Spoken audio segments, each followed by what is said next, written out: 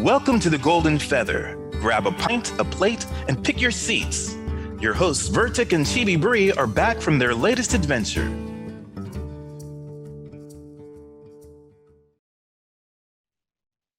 Hello, everyone, and welcome back to another episode with the Golden Feather. Today we have Dygz. Hello. Hey.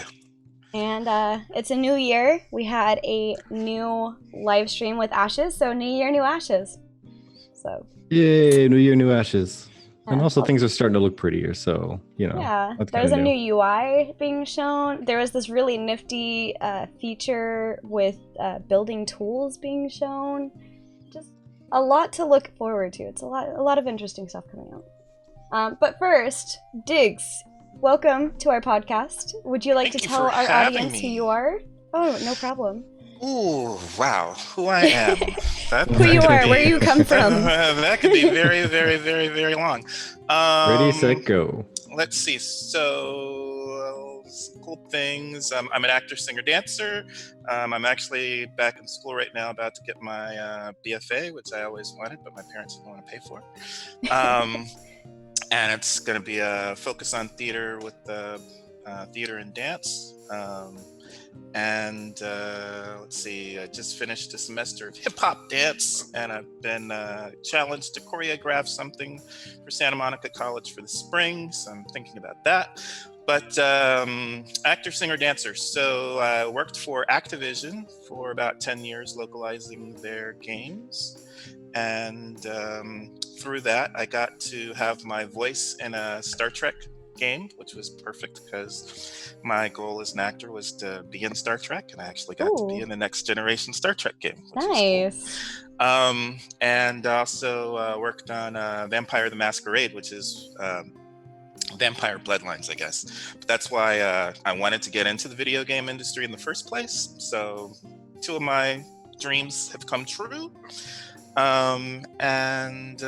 Let's see. So one of the guys, when I was working at Activision, I guess back in 98, 99, they told me I should be playing EverQuest. And I started playing EverQuest. That same guy went on to create DCU Online. May have heard of that one. And maybe a time or two. I started playing EverQuest when it first came out. EverQuest 2, the funny thing about EverQuest 2 and World of Warcraft for me is that everybody at Activision was big on World of Warcraft. And I was like, no, you got to do EverQuest. Like, we all played EverQuest, and this is going to be the next level. Like, it's the next version of EverQuest. Like, just jump back into the lore. We already have this lore. Why should we jump into, like, this? And it's too cartoony anyway. Who wants to play World of Warcraft? But we started a little guild at Activision for World of Warcraft. So I jumped in there, and I got stuck on World of Warcraft. It was just much easier to play. It sucks you in, and you're just stuck there. It's a big trap. It is. My trap to fall into. At the time, I had to wait just to load into zones. Like, I'd load into a new zone, and it'd be like waiting for like a minute or 2 minutes just to get into the new zone. And World of Warcraft didn't have that. I mean, it was just so much easier to play. Yeah. Z says she's playing it now. See, right? One cool thing about, I think it was in World of Warcraft, I had friends who also localized games for Activision, and they had, so this was around 2006, I think, and their kid was 4, and he was playing World of Warcraft by himself. Wow. So he could play like the first 5 levels, and people would try, and he would help people out. Like, he could help people level through the first 5 levels, and people would be like, why aren't you responding? We're talking to you. Well, he couldn't read. Oh. That's so adorable. He just knew how to play. Oh, that's crazy cute. When I was 15, nice. I had a little sister who was, I think, maybe 6 at the time. She wanted to play with me, and she didn't know how to work anything, like, as far as, like, chatting with people. And she's like, I know they're saying stuff to me, but I don't know how to respond. I was like, that's probably for the best, little sis. Yeah, well, that too. You'd probably want to ignore most of it anyway. Right. Yeah, well, right. and these days I do. That's why it gets to be interesting when people talk about what's happening in chat in MMORPGs, because I'm normally in Twitch chat or I'm in Discord chat. I'm never paying attention to what's happening in the actual game chat. I mean, the last time I played World of Warcraft, all the game chat was Murloc, Blink. You know, or buy gold. One of those two. Yeah, I'm always in for the random chuckle, so I kind of usually leave it going. Like I turn on when in most situations, I usually turn on all the chats and just let them go and just see what happens. If one gets too busy or boring, then I turn that one off. And Zia speaking to us in Murloc. Yeah. So I was playing. So the interesting thing for me about World of Warcraft is I played through Cataclysm, and right after and I had Pandaria. I had pre-ordered it. It was on my desk. But after I finished Cataclysm, I was like, I think I'm done. Yeah. So I play MMORPGs because I got into RPGs in high school through the Shakespeare troupe. Everybody in our Shakespeare troupe was telling me I should play D&D. Yep, that's how I got started.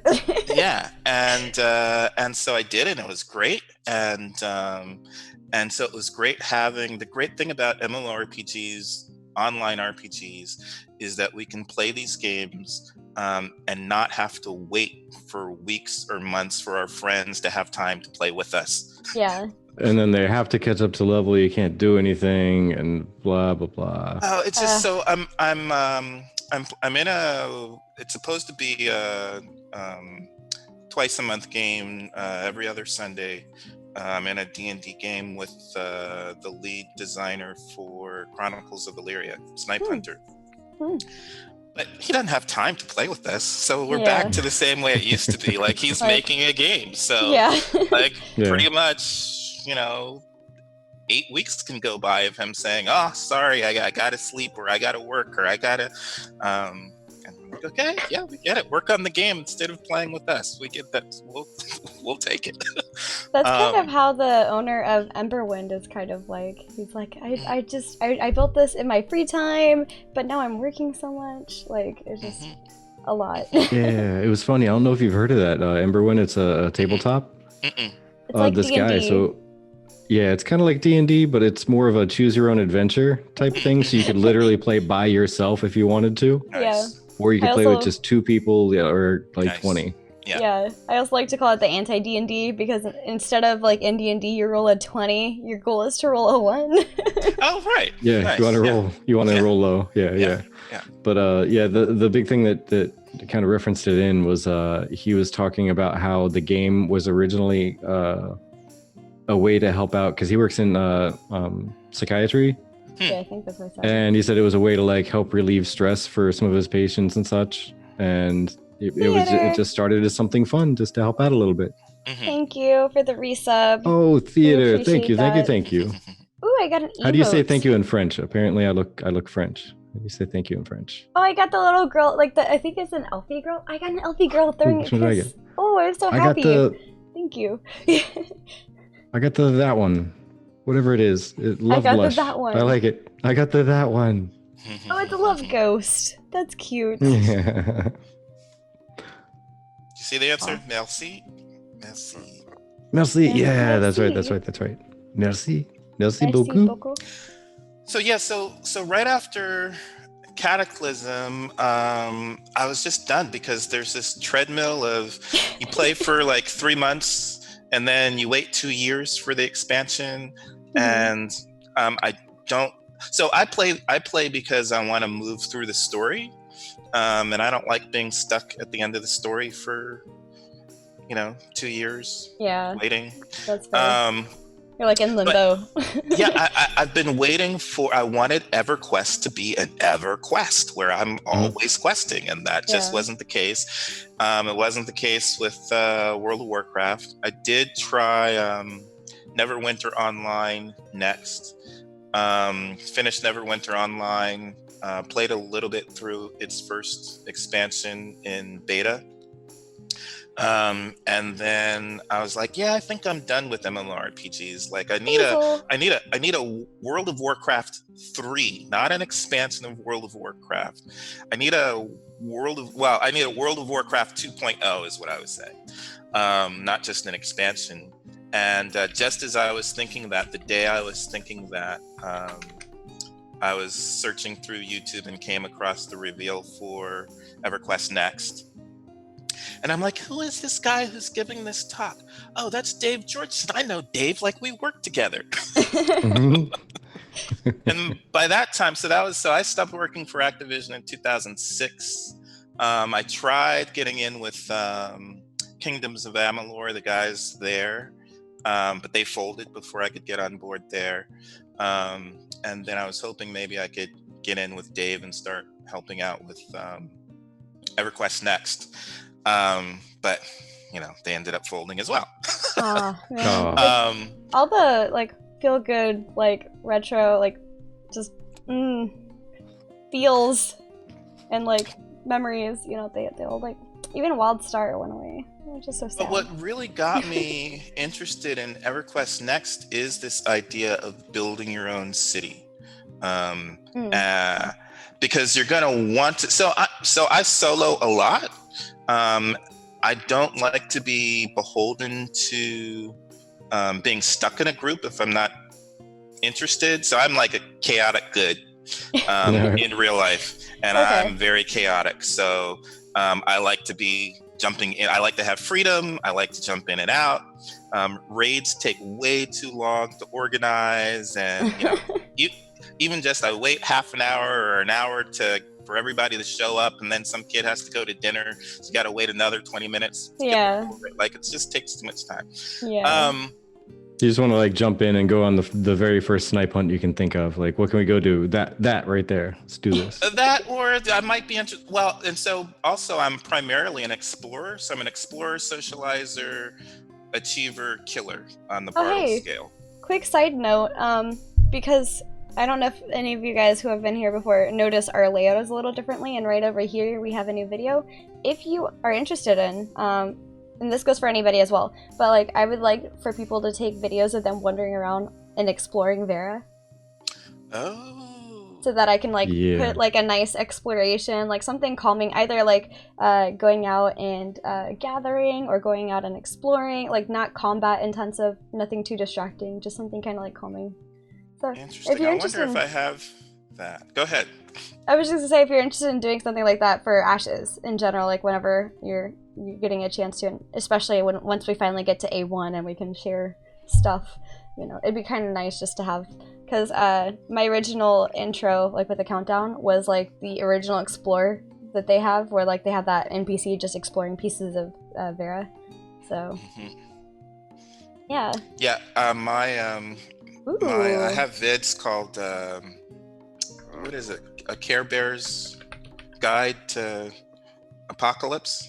And it's basically just going around exploring. This was in 2018, I think, just going around and exploring that first map. And people were like, why do you even make videos? You don't even fight. Like, that's right. That's kind of the point. You obviously haven't heard the word Care Bear associated with anything. Right. So one of the things that happens is, because I primarily, my goal is to explore the whole dungeon. And even in D&D, I prefer using charisma skills to avoid combat where I can. A man out of my own heart. Yes, thank you. So I will flirt, I will intimidate, I will do all kinds of stuff in order to try to avoid a fight. Roll to seduce. And so I'm mostly interested in exploring the world and exploring the dungeon. I don't care so much how much stuff we kill. But most MMORPG players, especially old school ones, are out to kill everything. So they want to kill everything. And once everything's dead, they're done. Let's leave. Everything's dead. And I'm like, wait, but that corner over there. Nope, there's nothing interesting over there. We're done. So that kind of push and pull is things. I want to see the things. Yeah, it's not great for groups. And so when we think about looking for groups, like I'm really interested in trying to help figure out who has the same interests, not just we're working on the same dungeon, but what do we want to do in the dungeon? That's fair. How do we find those people? So let's see. So I got into EverQuest Next. Through that, I found the Theory Forge guys. And by the way, if you guys don't know who Theory Forge is, they were doing a lot of really awesome theory crafting on Ashes. You should check out their work. Yeah. So we started with Landmark, EverQuest Next, and Landmark, and we moved over to Revival, which is a game that Snipe Hunter was on, and now that he's on Chronicles of Valyria, we do one for that. And Ashes seems really good because, so for me, Ashes seems kind of like the next version of EverQuest Next. It has a lot of the same goals. Again, one of them being building your own city. And so what I was saying is like soloing. So I do a lot of soloing, which I do a lot of socializing, but I'm not in a group. So I'm not formally in a group. And I think a lot of people think that soloing means you don't socialize. But really soloing just means you don't do combat in a group. But one of the things that I tell people that I love about the concept of Ashes and building our own city and wanting to defend our own city is that you can't defend your city from a horde of monsters by yourself. You're going to have to do that in conjunction with other people, and you don't necessarily have to be in a formal group with them, but you're going to want to defend the group. You're going to have to defend the town or city with other people. You can't do that by yourself. And I'm hoping that one of the things that will happen socially is that because we have houses that are in the open world versus instanced, we'll know where people live. So we'll know where the people that we like to play with who are on at the same time, we will know where to find them because we'll know where their freeholds are, we'll know where their homes are, we'll be able to go find them. And so that's what I'm hoping will cause the community to gel. And in addition to that, then, there'll be some PvP. And I like the aspect of indirect PvP, kind of. Oh, I think that's going to be good. But I'm concerned about having no separate servers. I don't know how well that's going to work, but I'm willing to go through the experiment. So that's a lot about me. I mean, it could go on forever, but that's me. So in a medium-sized nutshell, it's a pretty good run through. It's really interesting to see all the things that you're a part of. I remember that you mentioned before that you were a part of like the dancing thing. So I didn't know too much on it. I just knew that you're like voice acting, dancing stuff. That's really cool. Yeah, it's funny because so I had in college I had modern and jazz were my main focus, a little bit of ballet. When I came to Los Angeles 25 years ago, swing was big, so I started doing swing dancing, West Coast swing, then East Coast swing. Then my girlfriend got me into salsa. And when I started dancing salsa, everybody started asking me, where do you teach? It's like, I don't teach. They're like, I'm just taking a class like you are. And then I was doing salsa aerobics after I broke up with my girlfriend. I had time to do salsa aerobics. And I didn't know that was a thing. Yeah. Just and saying. that instructor was like, oh, you're really good. I want you to learn how to sub in for me. So I want you to learn how to teach my class. So I did that. And 3 weeks later, the dance studio was like, we want you to learn how to teach salsa. So we're going to give you free classes. And that's awesome. We're going to teach you how to teach. And that's one of the studios where Dancing with the Stars rehearses. Oh, nice. That's awesome. So I'm like, yeah, my sweat is mixed with your sweat on the dance floor. So no, it's been pretty fun. I haven't got like the big super dream where I'm a superstar, but the little pieces of my dream have all fit into place. So it's really fun.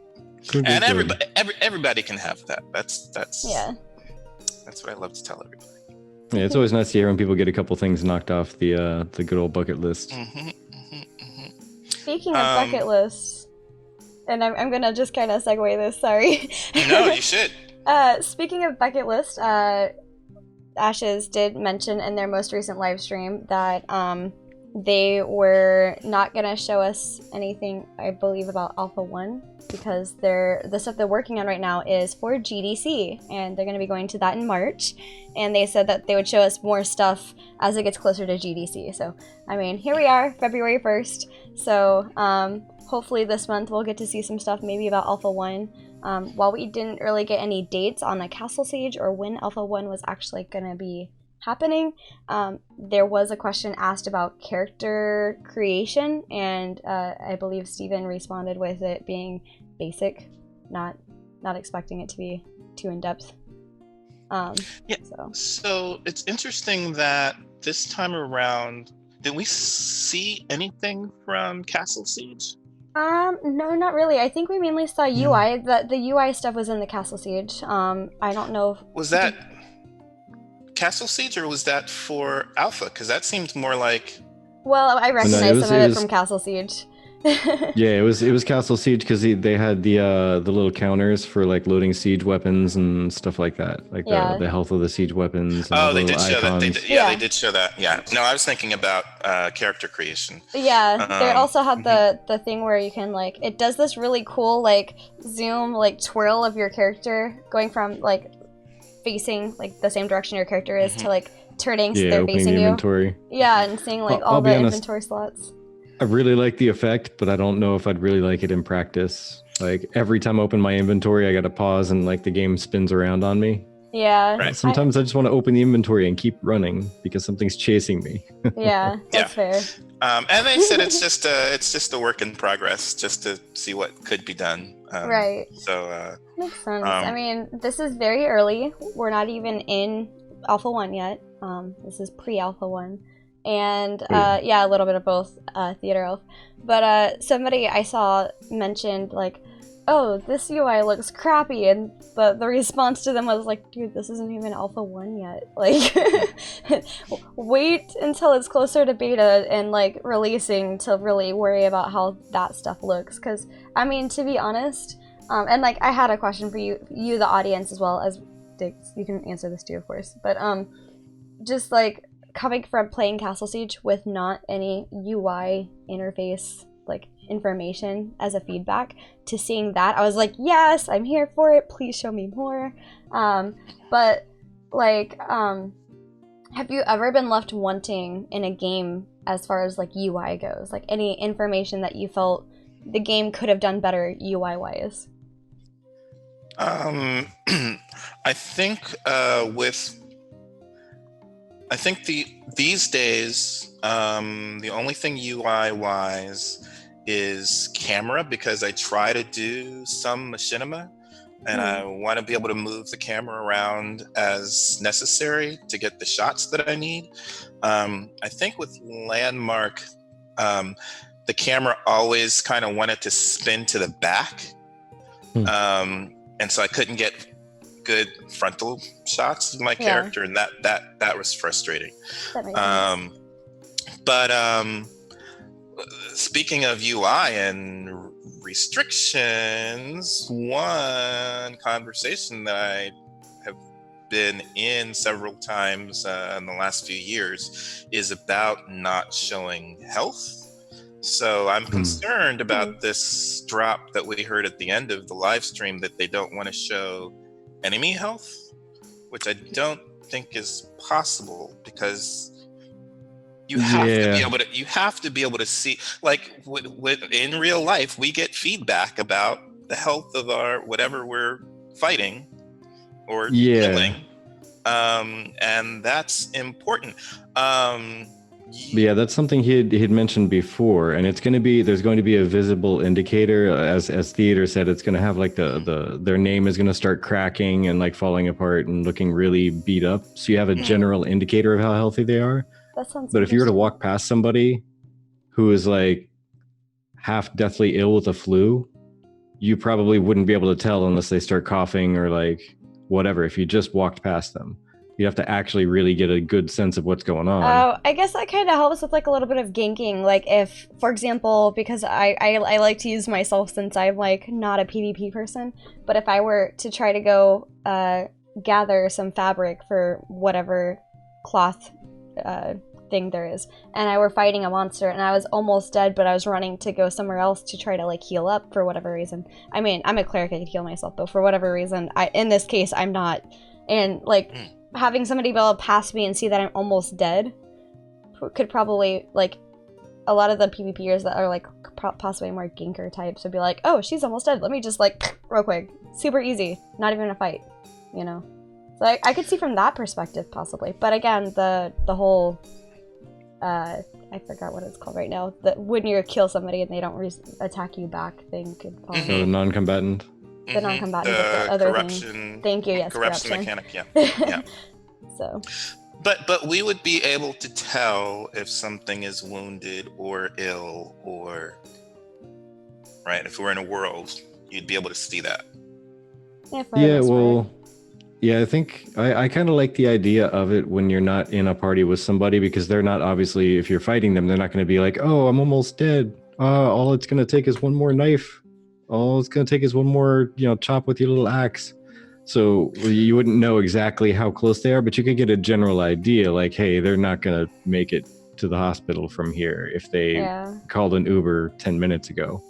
Like, you can get a general idea, but you don't know exactly, like, how much blood they have left in their body.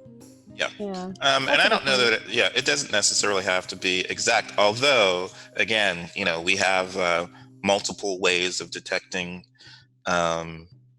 whether the health of other creatures around us in the real world, not just visual. So we do need to be able to see that. I mean, the nameplate could be sufficient. That's what we're testing. I'm just saying, it doesn't have to be the normal bar that we're used to, but it does have to be something. But lots of people have said, I don't want to see any health. And I'm like, no, you have to, like, you always have to have some kind of general indicator, you may not know exactly how much, but I mean, I like, as you said, it's up there. It's going to be for testing, and they're going to get feedback. They're going to see how it feels, how it looks, how it behaves, and then they're going to get feedback from everybody all the time as soon as they start actually testing it out. So, I mean, that's a cool thing. Oh no! Redeemed a shout out. Oh, okay. I didn't know what that was. I thought it said timed out, not shout out. So I was like, oh no, Faisal. Yeah, by the way, is it Faisal or Faisal? Or am I just completely way off base? But yeah, I'm actually really curious to see how well that pans out with that one. One of the things recently that's happened that I find amusing is New World drifting farther away from PvP and closer to supporting more PvE, because they were kind of thinking, yes, full loot, and then they're like, oh, we found out that causes a toxic environment, so we're gonna it's like, just discovered that, huh? So we see you're new to video gaming. Nice to meet you. Right. Bagel it is. I'm not going to forget that. Interesting. It was kind of interesting because Ryan, the guy that's doing all the UI design, he's actually from Blizzard. He worked on Battle.net and Diablo 4. And he worked on like the PC and the console versions, and just overall like UI stuff. Definitely worked on some UI designs for health. I was gonna try to pull that up if I could find it real quick. I'm just gonna pull it directly from their YouTube video. And I really liked his design. Well, I liked his overall design. So I liked very much the design for the character inventory. on the siege engines, I liked the bullets in a circle. That so I think they had like 15 bullets, and then each time it shoots, one goes away, and so it goes around in the circle. And then in the other direction is the health of the unit. I did not like the spinning ratchet effect. Every time it fired, that was super distracting to me. I'd rather just disappear. I kind of liked that though, because to me it gave the image of it's firing. I get it. Fire, and then when it came back, it was ready to shoot again. Fire. Yeah, it just had me like that. It felt like it was just drawing my head back to that focus every time. I think I'd find that distracting. Gotcha. Like I liked a lot of it. The only thing I was kind of concerned about is the character class icons, mainly because they were all the same size circle and they all had a tiny little symbol in it, and the way it looked on the characters in the screenshots is it looked like it was so far away that all you would see is a colored circle. Yeah, it need to either be like the color of a class, which would be confusing with 8 classes, right? Because then you're going to be like, is that blue or is that purple? Is that green or is that teal? I don't know. Right. So I think they need to ditch the circle shape and just have like a symbol or like jet black circle with the symbol on it so it stands out. Yeah. Yeah, I even missed that. I didn't even notice. I mean, personally, out of all the games I played, I really liked the way that Blizzard worked with the whole character information popping up. I mean, clearly in D&D you have your character sheet right in front of you and you're like, oh, this is what I have, you know? And like, there's no obstruction to, like, you just know what's already in your stuff, you know? So like, I think, like, as Virtek, I agreed with what Virtek said as far as like, having that rotation is kind of disruptive from like playing as you're running along. But it's a really nice effect. Like if I'm just hanging out and I wanted like a nice, interesting, like maybe like a pause screen, it would be cool to like toggle into that and like go to a city or like a nice backdrop and then toggle into the inventory and then people can see what like stuff I'm wearing, my character, and like the backdrop behind me. That would be nice, like if I'm streaming kind of thing. But as far as like general gameplay where I'm like running along, I think it'd be nice to have it pop up somewhere, but like not obstruct. I mean, my only issue with WoW is like I'd have to like try to look around the box to be like, okay, where am I going here before I fall off a cliff. But yeah, I think if they could find a way to maybe pop it up, maybe have like a blur for like what's behind you or behind it rather, so you can kind of still see through it, but without taking away. I don't know, just thoughts, ideas. And I'm thinking it's a great call for an anime, like anime introduction of the character, like the anime introductions when they right before they're gonna transform into their Super Saiyan or whatever. You get that little turnaround of the character. I'm imagining magical girls now. Camera real quick. But you don't want that happening every other minute. Yeah, exactly. Right, so I can totally see it. And yeah, Bagel, I think they said before in maybe the last cast that there was going to be an animation. With that, Bagel? Oh, I'm sticking with it. Okay. Sorry, I'm amused. Go ahead. But yeah, I think they said last time that there was going to be an animation to get into or out of the siege engines. Yeah. So that's fair. I could be wrong, but I do believe. Yeah.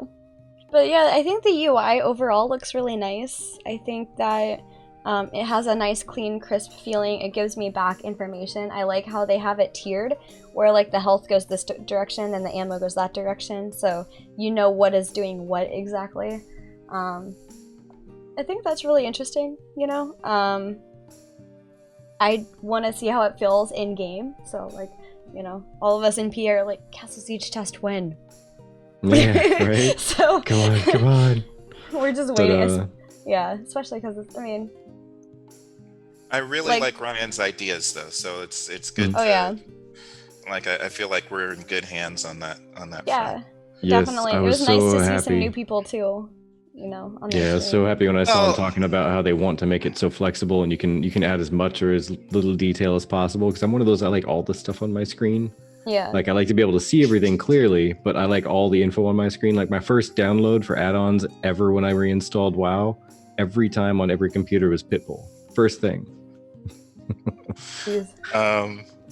I'm partially laughing because I hate add-ons, but I think you need to be able to just play with what's there. But yeah, new people, new faces is one thing, but it's great to see that they have what seemed to me to be fresh ideas. Yeah, definitely. That's the cool thing for me. And I liked this, which is on screen right now, for those of you who are watching, right here with the banners and stuff. I think that's really interesting. Oh yeah, like the banners that burn up when they're being taken over. I low-key, I was in the middle of working on something else at the same time, and so out of nowhere I hear burning banners, and I was like, wait, what? So yeah, the first thing I thought of when I saw those though was what was it, the Outlands, the first place you land at when you went to Outlands at 60, when there's that first area right after you come out of the portal, it's all red. Hellfire, yeah. Hellfire Peninsula. Yeah, HP. Yeah, because there was that one, the one little base over there, or I guess I had 3 little flags, whatever. But yeah, that's what it reminded me of, seeing the little blue and red flags. You have spoken. This is the way. Speaking of Hellfire Peninsula, I just started playing WoW again 1 month ago, January 1st, just so I could, because Shadowlands seems to be something that I'm going to be very much interested in playing, and I'm going to want to play one of the new Zandalori trolls. So the other thing of interest, and I guess segue back in a little while over to cultures, is that's on the front of my mind is cultural representation, diversity, and Ashes. Well, in all MMORPGs, because it's an RPG, right. So there should be diverse cultures and diverse races. A big thing that Landmark ruined me on is being able to make characters that look like myself, especially now that I'm personality on several different podcasts for MMORPGs. I want to be able to make at least one character that looks like me. Yeah. And I have not been able to do that with World of Warcraft, but we will be able to do that with Shadowlands. So I've spent the last month jumping into World of Warcraft primarily so I can unlock the Zandalori trolls. So I'll be ready to play that for Shadowlands. So I just explore first all of these expansions that I had done no exploring in. Right. Yeah. I just went through all of Hellfire Peninsula this past week. So there's plenty of map to uncover. Yeah, plenty of map. And that was partially one of the questions. Sorry, we'll get back to the stuff. Character creator or the inventory. Inventory. That's awesome. I love the look. I love that look actually. But one of the recent questions is what would bring you back? What keeps you coming back to MMORPGs was one of the recent dev questions. Yeah. And exploration should have been it. I'm surprised it was not, but it was a lot of fun going through and exploring all of the stuff I had missed in World of Warcraft. So I hope, again, that's going to be a similar case in Ashes of Creation. And speaking of exploration and Ashes of Creation, I'm hoping that because these nodes and cities and towns can rise and fall, that's going to help inspire us or encourage us to keep running back and forth over the same map multiple times to see how the map has changed. Like it's not just a static map. So that's one of the things I'm also looking forward to with Ashes of Creation is continually exploring to see how the world changes week by week and month to month. Right. Yep. See if any actual physical changes are happening in the area, like the old example that they gave about you mine too much into a mountain and a dragon comes out and starts attacking people. Where'd it come from? Wasn't there yesterday. Let's go look at it. But even we can't be sure that elf town is going to be an elf city. It could become a dwarf elf city. Ghost town. No, it could become a dwarf city. That elf town could become a dwarf city. And so we'll have to go back and check it out. So hopefully there'll be lots of reasons to continue exploring. Basil had said previously that they're planning on being a wandering, I think it was a wandering person that sells stuff. I forgot the word. So yeah, they're saying that you should tag along with them for that. I might. Merchant. Yeah, that would be awesome. Yeah, thank you. I'm like, person that sells stuff. A Murloc merchant? How does that spell? No. Merchant. It's a Murloc Chantress. Oracle, maybe? Yeah. Murloc Oracle. I like it. But I'm gonna go ahead. What are we seeing here? Let me see if I can. This is the overhead icon about what somebody else, like what you're seeing against like an enemy or a friend, possibly. Right. Yeah, and see that one, like the thing that's on the screen now, like that's what I was talking about. That I think is too small and not obvious enough. Yeah. Like they either need to make it bigger or they need to make it more obvious. Because if you look at all four of those things that had the symbol over their head, I couldn't tell what any of them were. It looked like a shield, I think. Maybe. Yeah. Sorry, I had to get rid of the turning camera thing that was starting to like not annoy me, but like it's not very fun to sit there and toggle the same thing over and over and over for me. After a while, I get kind of bored of it, and I'm like, okay, next thing. So the next thing that I'm gonna go ahead and skip ahead to is Dave's stuff. Dave's wonderful knives daggers rather, that he created. It'll like move into it in a second here. Come on. Almost there. Yeah, I think there we go. Wait, who did you say made those? I'm drawing a blank, something with a C. Christian? No? It was the guy that did the staff. I forget. And like the 3D printing of the staff. I don't remember. Okay. Yeah, I don't remember. Drawing a blank. Somebody in chat, Z will know. Right? Wasn't it John? That's what Theater's asking, sorry. Sometimes I just read the chat, I forget to tell who read it necessarily, but yeah. I like these daggers. These daggers are interesting. I love the, my favorite in this series is like the bottom right, and the one next to them. It feels very elven to me, so if I were to be a rogue, I would totally go with those. Yeah, I liked the two that were in the top. And they look great, but what am I gonna care about these little differences? Like, it seems like we're barely gonna notice them in game. I feel like it matters for people like me who are more like, my gear needs to match and look good, and I care about what my gear looks like even if you can't see it, kind of thing. Just because like I've always been a well, I don't know, and kind of for me, for my mentality with playing D&D and Pathfinder and stuff, it feels like it goes along with the charisma idea. Like, the better you look all together, the more charisma you have, in my opinion. So, I am fashion over function, for sure. My stuff has to match. Yeah. And it has to match or say something about my character that's way more important than the gear score of it. Yeah.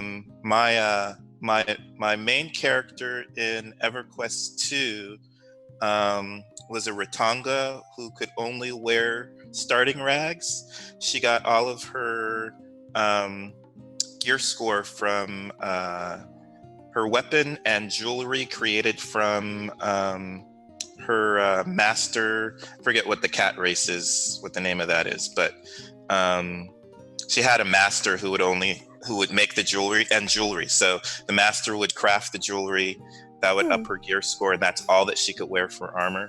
And when people would see a level 80 character running around in starting rags, it would start conversation. It was RP worthy. So I get but all of those daggers pretty much look the same. I mean, I mean, those look like they would all match what, in general, everything else I'm wearing. It doesn't seem like switching those out would significantly. People would be like, oh my goodness, that doesn't, the one in the bottom right doesn't match like the one in the top left did. Yeah, I think it's going to be like minor details, but I think if you're stuck to being, you know, a roguish assassin-like character that's going to use wicked-looking daggers like that, you kind of have to take as many style choices as you can. Yeah. Just go like, I know it looks really cool, and I guess that's all that matters. Yeah, I'm just... Unless you have them drawn, in which case, like... wondering how much we'll be cycling through, going, oh, no, this doesn't curve as much as I need it to. Like, I don't know. No, maybe the scabbards will be really obvious and decorated. Like a while ago, we got these maybe 5 or 6 months ago, we got these differences. It was like APOC armor versus MMORPG armor, and the differences was that one had these like blue jewels on them or something like that, and I could not tell the difference for a good 3 minutes. Like, I'm looking at them going like, these look the same to me, and people were like, oh, look, they have these glowy bits right here. Like, oh, right. Okay. The other thing that I was got thinking more of, lace at the collar. Yeah. The other thing I was thinking of with the differences in the daggers could be the fact that they're not very different looking. Could just be like the tier that they are. Yeah, as an example, you know, like something like you start off with 1 that could be like common, and you work your way to 4, which could be like rare or something. So like if you see somebody with like a certain dagger, you're like, oh, okay, I know that one's a rare one from me trying to get it. Yeah, especially for the dagger, like that's I don't think we're gonna see the daggers that closely. But I mean, I'm wondering about that. That's something that I definitely wonder about. So we're on to these bears. These things are cool, and I like the Brew Bear remakes, not really remakes, but like the beer bear. Mm-hmm. Beer bear. Variants. Is the variants. Thank you. Yeah. I was like, it's not remake, but I know what I'm trying to say. Words. Words. But yeah, I think this one's like really like matted mangy. I don't know. I feel like I'd find this out in the wild and it would try to attack me. But, I like this one, but I really like the ones that look like trees and grass. Yeah, there we go. Like this one. This one looks really interesting. Mm-hmm. Yeah, I really liked that bear, the one that had like the blue eyes and the blue like fairy stuff on his back. Yeah. This one feels really druidic to me. Like, and Steven was saying like it would be cool if it's like lying on the ground and then it gets up and you're like, wow, what's happening? Yeah, I thought that was a stone. He closes his eyes and he just looks like a bear stone, maybe, or like a bear carving. Well, if it's lying down, you might just think it's just in the ground, not even not even a carving. This cat is interesting to me. It's like zebra meets porcupine, or not zebra. Jeez, why did I say that? Giraffe meets porcupine. But I think it was interesting. The funny thing about it is like they put the tail straight out instead of like being like relaxed. Sorry to interrupt. Yes, Z Carson. That was it. Carson. Okay, good. But yeah. They model these like that, but I think then when they actually move, the tail does other like stuff. Like drops and like, I just think it's funny because you just see like the picture and it's like straight out tail. Like, it's very common. Yeah, but that's another one that I like for the just blending in. Ooh, wow, I just thought about how well it just blending in general. Yeah. I'm just getting chills. My exploration. Right? It would be really cool to see some of this stuff like in or not in, like, see the it. world. Yeah, right? Have it like that might be the at worst least one. his tongue is sticking out, right? But it would be interesting because you're just like running along and suddenly like you hear the sound and you're looking around and you don't see anything until it like pops out at you and you're just like, I don't want to see that. Basil. Drop and run. Right. I think this is called like the I don't know, something. We were making jokes about it being some sort of like smallpox. Yeah, it's like it's the pox something. The pox something. Poxraptor. Poxclaw, right? Yeah. Poxoraptor. Yeah, see, Theater had the same idea as I did. But yeah, these look really interesting. Oh yeah, and the floating armor is the next one. These are really interesting, the floating armor that's coming up, because it just, I don't know. I want to know how these are in the game. You know, like some of it is really hard to truly conceptualize until you see it in like a 3D moving rendered version where you're like, ah, that's how that would work, or ah, that's what that's for, you know? So I think it's just like really interesting. Like Virtek and I have noticed a few things where like, I don't know, and things like the each month's cosmetics things, and then we see them make a video of it and we're like, wow, that looks so much cooler than I thought it was gonna look, you know? It just, and then you miss out on that month stuff because you're like, eh, and then you see it and you're just like, oh man. There's a few things I've missed out on like that. Like, I don't know if I wanna... I totally want it, but just give them money every month. Give them, like, you know, just drop $100 every month. Oh yeah, you know. 100 and what, $10 every month? Just drop a $110 subscription. It's just whatever, right? This is one of the things for me about the no pay to win is because I'm fashion over function. These monthly cosmetics are basically just they might as well be pay to win for me. It's no difference. I mean, it's one of the worst addictions ever, and I feel your pain. Yeah. It's like, that looks totally cool. I'm gonna need another character just to wear that stuff. Yep, and that's exactly it. Because I was looking at this month's stuff, I'm like, I love the mount because it's super creepy and weird. I love the little pet because it's like a sugar glider meets like chameleon meets I can't even remember what. Speaking of mount. And then I looked at the outfit and the freehold cosmetic, and I said, that totally wouldn't fit my main, but if I ever make an Oracle character, that'd be amazing to have. Maybe I should just buy it. But no, bad. I'm over here like, ooh, Oracle, ooh, Druid. But I know that Ashes isn't gonna have an official like Druid, you know, but I can dream, you know. Girl can dream. But I like the way that they yeah, right. I like the way that they designed this mount video. Because we saw it before, but not like this exactly. It's kind of cool to see it like scampering as he's like walking with like a little waddle. Yeah, this makes me want to put a Vec on top of it just to see what that would. Oh, another thing on mounts, they don't resize. So if you are a small character, you do not get a small mount. You get a normal sized mount. Same with being a large character. Yeah, that's what I'm saying. I want to put a Vec on top of this thing and like. I was thinking about Oracle Vec, so I got the tent. Oh, nice.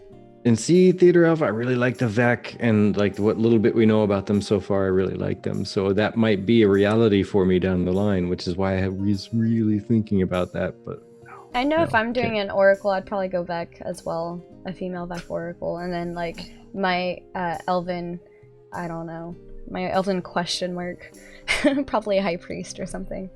But I don't know. I know in Emberwind I'm trying to design myself to be like a druid because I like druids a little bit more than the typical healer class. It's a little more interesting.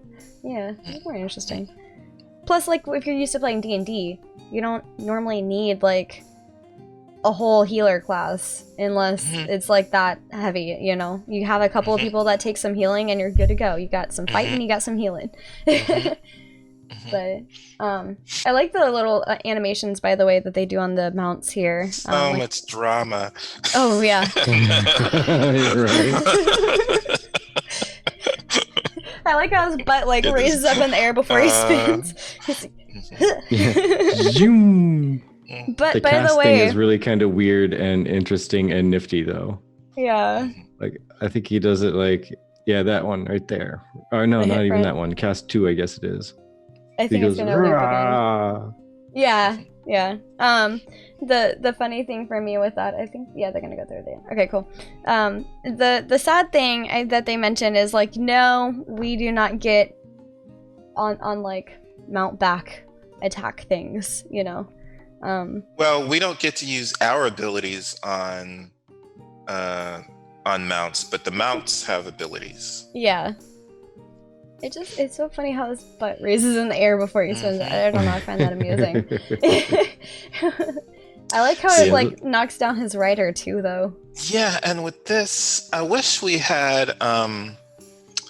what do they call it? So we have perks, and what was the opposite of perks? I forget what the term is, but I wish we had, you know, those opposite perks where you'd have to like have a low dexterity, so you would fall off if it did one of those lifting up of the butt, like you just fall off because you don't have high dexterity. Yeah, dexterity. That would be awesome. Yeah, that would.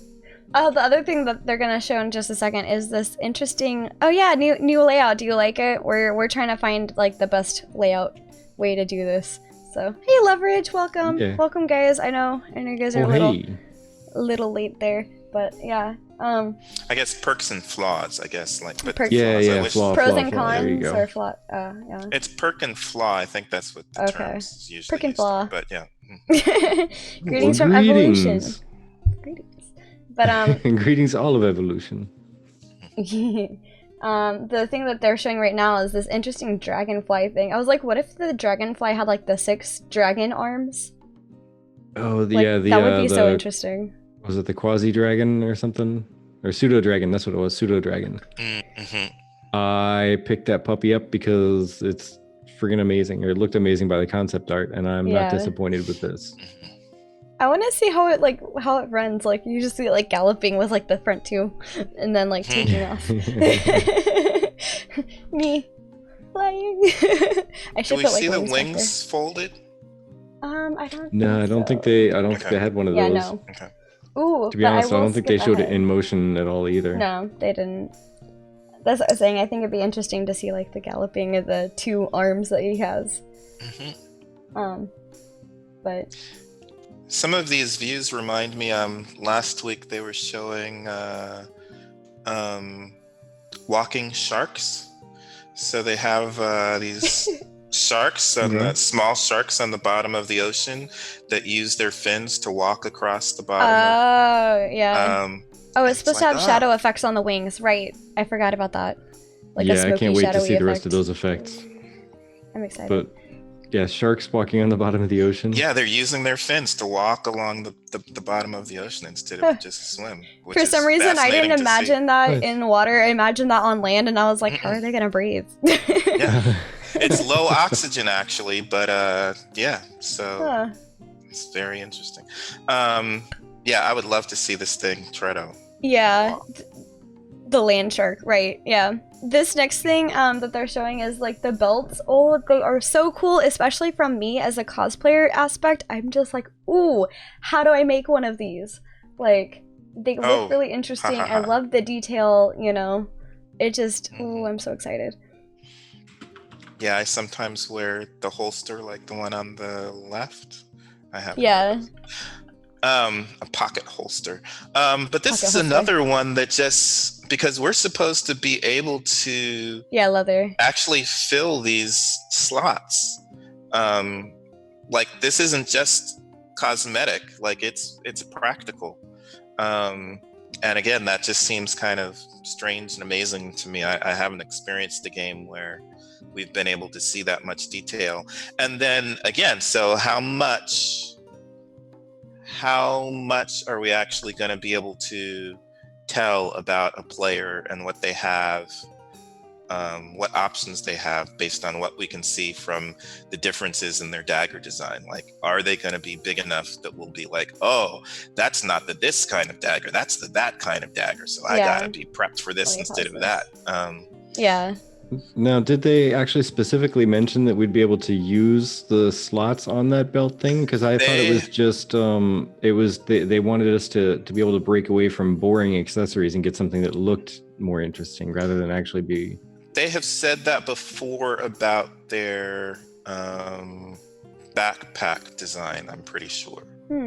Yeah, because it was like if it included things you were carrying, it would show up on the backpack. Which that makes sense, because I just think the pouch thing in the belt, maybe as long as it's showing things that you can hold in your normal inventory, because I'd be afraid that if you could use the belt for extra storage, it would be like a pay to win thing. I don't you're like very anti that. Yeah, From not what I not extra. understood, Just I thought it was just like a representation of like you have a potion or you have a book or something. That's what I understood. Or just, I don't know.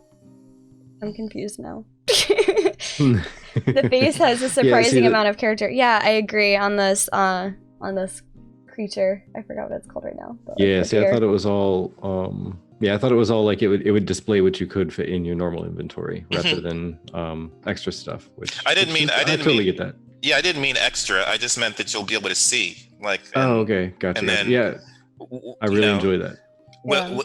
Will I look at somebody's belt and literally go, "Oh, they've got a bunch of health potions," or go, "Oh, they have a mix of health and mana potions." That's what I'm saying. Like that would be. Oh, like yeah, okay, I see what you're saying. Like, yeah. Oh man, look out! Look out, low levels and people gathering a bunch of items. You may not want to carry the fancy backpack or belt. You're going to display all the stuff you have in your wallet. That's Well, fair. you can't take any of that stuff anyway, right? Right, but it would just be like enticing somebody, be like, "Oh, you got goodies. Let me get that." They can only get resources, so that's not right. gonna be a problem. That's fair. Well, I mean, that's a problem for me because like my cloth is my resource. So, Sure.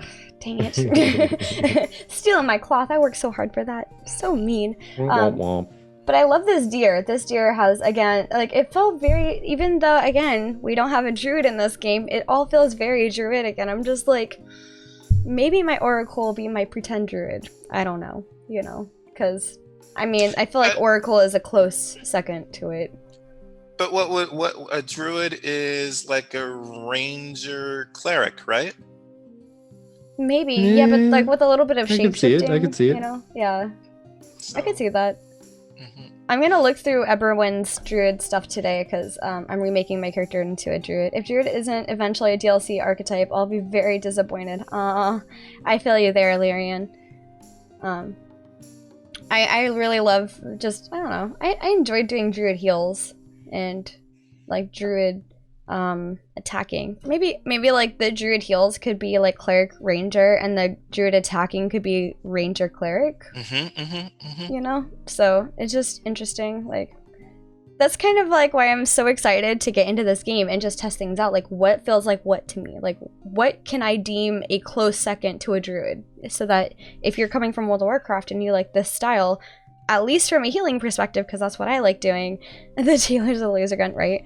I enjoy I enjoy like the druidic side of things as far as the versatility that it has versus your vanilla cleric, It would be fun too to see if we could make them change the name based on how we actually play and talk once we're in the game. Yeah, I was just wondering if that was a thing that they're like planning to stick with. Like, are they gonna try to change the name? Are they gonna take input after we start like Alpha 1 testing, maybe, and get a feeling for what feels like what, and be like, well, or again, what we actually start calling these classes. Like we might choose to call them something different than what they call them, and it'd be interesting to see if that actually has an effect on official names. Yeah, that's fair. Yeah, and I believe this, if I remember correctly, is the starting armor. And I legit saw somebody in the comments say, "I don't want fancy starting armor." I was like, who doesn't want fancy starting armor? Well, it makes you look spoofy. You don't feel so like, look at me in my really crappy clothes. I'm looking at you, Link. Just log in and throw your stuff on the ground. You're good.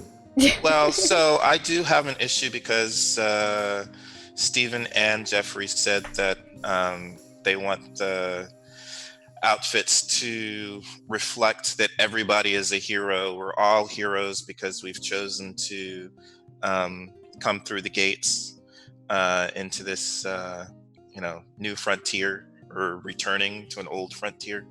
But I'm not always trying to be the hero. And like I say, I like having that character that is coming through with just starting rags. Maybe some people are not here coming through the gate on their own volition. Maybe they're forced to for some reason.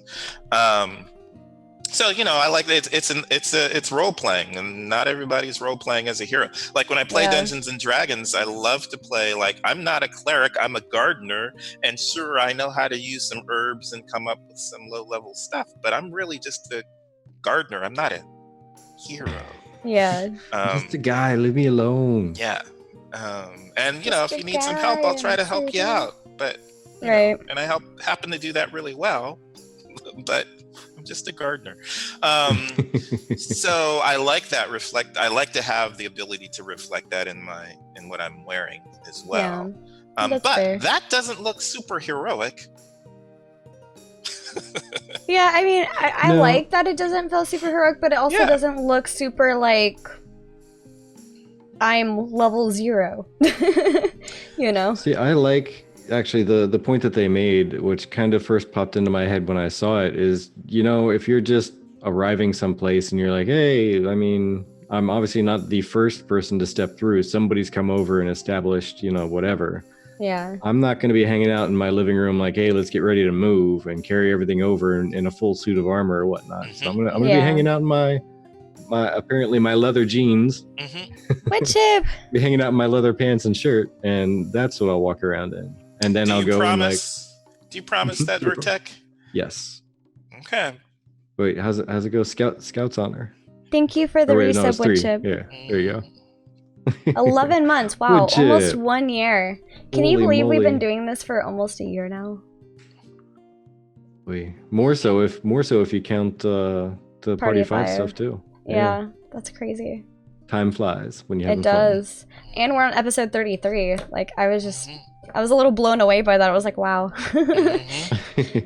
I'm impressed. I'm really happy to have such a great community to be a part of and report on, and a wonderful game to support, look at this housing architecture. Like it's really interesting. Bacon is just funny. Oh wait, sorry, hold on. I don't have sunglasses, so these will just have to do. There we go. These will do. And I have to say too, I was happy that those. What I love best about that outfit is that it matches very easily, and seems like it will be easy to mix and match and still look like a set. Although, my goodness, is it this current month's package that those colors, purple and green? Oh yeah. Oh yeah. Oh my God. See, I'm not. It looks great on the animals, but Wait, what? Well, you got to figure they're basically like tarot card readers. Oh, you're talking about January's cosmetics? I was like, did I miss February? Where is it? No, the purple and green ones. Yeah. Yeah, that's fair. That's fair. Yeah, theater. Oh, sorry. I was just gonna say theater things. I look like toast with those glasses on. Yeah, Mardi Gras colors. Agreed. Yeah. It looks like it could be a tarot card reader gypsy combination is kind of what their view is supposed to be looking like, I guess. I think our friend is here. I'm trying to give him the benefit of the doubt. Okay. Yeah. Oh, let me just go ahead. Like, not to minimize on Bacon stuff at all. Like, I like Bacon's stuff. It's just we are kind of running out of time here. Yep. We're a bit past the end here, but one thing that I really love. All of the bit, it's going to take hours. Right. We're going to be here for quite a while. I really love. This is what I was talking about in the beginning with the building going up as you're designing them. It's so cool. It's really nifty. It's like you're seeing it actually be built in front of you, like real time. But they add some NPCs to that. It'd look like in some dust and stuff like that, and a bunch of little. They have a little tiny, bit of dust. Working noises. That'd be actually really cool if that's what happens every time. Right. The city up levels. Right. Although, if you're adding NPCs, how does that work? Which NPCs will it be? So let's say it's Elven Town. We're gonna see these elves working on these buildings, but then at some point they switch to dwarven workers. Well, see, I've always thought it becomes a dwarven city. Well, and that's the thing is I always thought it'd be neat if it doesn't change until it actually alters from one type to another, like for up or down the tiers, like from a village to a town or whatever. Mm-hmm. And at that point, whatever it's going to be, those workers come out and start building it. because they're demolishing everything else and putting up their own stuff. That's time to start a siege, right? Right. Okay, rally. We've got to get our elves in. Come on. That could be really interesting. Yeah. Yeah, I actually really liked how they did that because you could see everything just kind of like folding up into place. Yeah. I'll just kind of like leave this on like cycling through the Valoon stuff as we finish it up here. Cool. Yeah, I mentioned earlier how I'm really interested in the cultures, and this is one of the things that I like, that we're not just seeing European style for humans even. Yeah. I like that we're seeing what is it? Is it Middle Eastern? What do you think? I don't know. This Circus? Style is. It looks very Arabian Nights like. Yeah, the robes that they're wearing isn't circus. No, I'm just looking at the tents. The tents. Yeah. It looks very Arabian Nightsy. Yeah. So I like that. Now I have a lot of Arabian Nights in my head. Great, thanks. Arabian Nights. Hey, you got karaoke right here. Go for it. Nope, I'm done. That's all I got. But yeah, these look really cool. Hey. It definitely feels. What? Hey, what? You said exactly what I was gonna say, but yeah. It definitely looks very, I guess, Middle Eastern. I'd say, especially with the clothes that you're wearing, like you were pointing out. It definitely isn't your typical like American, typical wherever else, you know. I'm interested in seeing. Hey. Shh. I expect the metropolises to have the radish top towers. Yeah. It'd be interesting to see how these go, and where in the world it is, and how that changes. Because this looks like a node in a desert area. Hey, sorry, my dog. She's like barking at. I think our friend is out front. She's like a slight little. If you guys want to see her, I'll take her out and let you see her for a second. She loves to lick my face though. New noises. Right. All the noises. But yeah, I thought it was really cool that they showed some of this art specifically, because everybody was asking for a wallpaper of this art. yeah. That looks really good. Yeah. Looks really sharp. I like the fact that they're putting like very solid boundaries about what the culture should look like, just because, I mean, if you're going to represent all these different cultures that are coming back from across wherever, and you know what, I don't even know if they ever really confirmed like if there was much mingling on the other side before coming back to Vera. Hey. Shh. Okay, correct. Or if it was, dog bark. Bork. Sorry, bork. loud barking noises over here. Well, it seems like there had to be mingling on. Now I'm forgetting what's the name of the. It's not Haven. What's the name of the new place? Starts with a S. Oh, I'm so bad at these. Sanctuary? I'm so sorry. It's not Sanctuary, Isn't but it? Sanctus or something. Sanctus, like that. yeah. Yeah. Something to do with sanctuaries. Sanctus, they're saying, yeah. So they had to have been, because when we come back, it doesn't matter which portal we come through, right? Yeah, I was leaning more towards like the mingling of like cultures, like adopting each other's things, like how in America you go to get like Japanese food in like Miami, and you're gonna get like American, Japanese, Korean fusion. Is more what you're gonna get like in like Miami and some other areas. So I wasn't sure if there was if they were saying that there wasn't any actual like cultural mingling, right? As far as like sharing architecture styles, right? Yeah. Which I guess we got the answer today. No. Yeah. No. Yeah. They stayed very true to their roots. Yeah. But I'm hoping one thing that I would love to get for Ashes of Creation at some point is iconic characters, but hopefully iconic characters that, the humans aren't all blonde, blue-eyed. And so I'd love to get like a Valoon iconic character and see what that looks like, see what they look like. Yeah. I agree. But as like a quick little wrap up, Ash's post, if you guys haven't seen the podcast for, what I have playing over here actually, if you haven't been able to see that, it's on YouTube, but also Ash's Ashen post always does a transcription of each live stream that they do. So if you guys want to just, instead of going through the whole video, skim through like past transcriptions to see what happened and who said what when, that's a great place to go. Virtek could probably drop the link for that. Shays is the person who does that? Yeah, Shays. Yeah, he's bananas. Shays is bananas. We appreciate awesome. Shays like 1,000%. Yes. And anybody putting anything up on the Ashes wiki too, because Jeepers, everything's up all there already. Yeah. Yeah. Lex, I think Lex, yeah. Yeah. Yeah. And then I wasn't sure if he had other contributors. Well, yeah, there's a group of us that are contributors, but he's the main one, I think. Yeah. But yeah, Shays, Lex, thank you guys to both of you. They also recently dropped a video showing off their four-winged bird, which was kind of cool to see, like the thumbnail for and see the actual visualization. I know they showed us, I think, a preview of it before, somewhere. No, I think that was a different bird that they showed, just like a little flappy bird, where like they were saying that they wish that it was zoomed in a little bit more towards the character. But yeah, also BCG did a live reaction to that. If you guys are interested to that, check out like what he's thinking about it and like everything. But definitely are interested in just everything that's coming out. I know they're talking about being able to talk about different nodes again soon. I know they're talking about, I mean, nodes 3 when but one shot, 4 wings.